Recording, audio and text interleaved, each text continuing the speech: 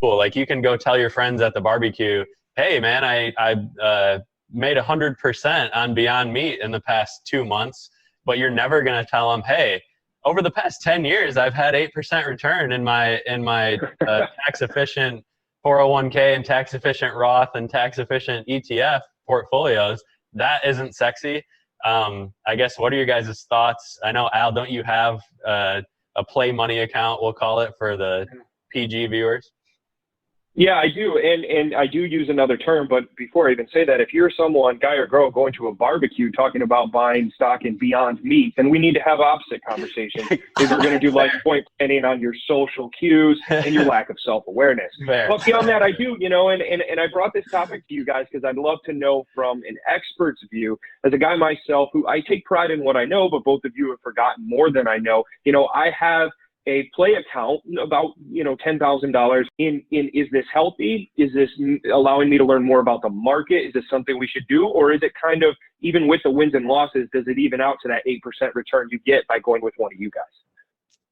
So, man, that's a loaded question, and I Yeah. love, that's awesome. So I think to answer that honestly is, if you have an itch that you have to scratch, meaning that you want to be able to talk about it, you and your buddies are trading off of speculation of the market, and it just gets you excited, you like looking into it, try to find a dollar amount that you're comfortable with losing.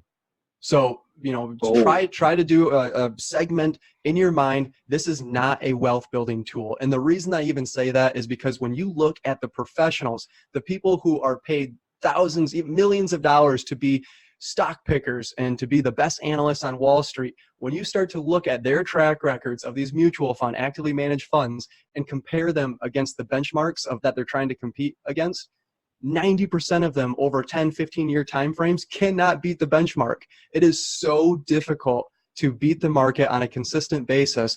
I'm willing to say that no one can do it with any level of certainty. And a lot of the idols that I follow and some of the folks who have won Nobel Prizes from their research in this space have also written books that say that exact same thing. So I think that it's a huge misconception to believe that we can just go out and buy a stock because, we think that, Trump, for example, the drilling, like there's so many other variables involved that we don't necessarily have the resources to invest and to look into to try to price that in.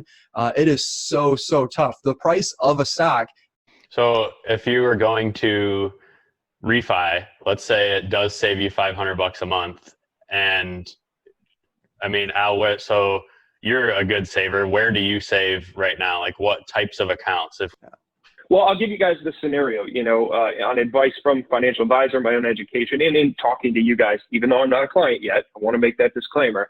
I pay myself first, right? 3 IRAs, 401k, doing what we're supposed to do. Pay yourself first.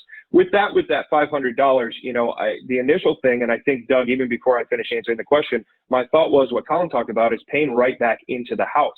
That's kind of how all of us grew up, being the age range we in. And before I answer the rest of this question and what my thoughts are, what I want to do with it, what are your thoughts, both of you, on putting that money back and going to my original mortgage payment and paying off some principal at a 4% rate, mind you?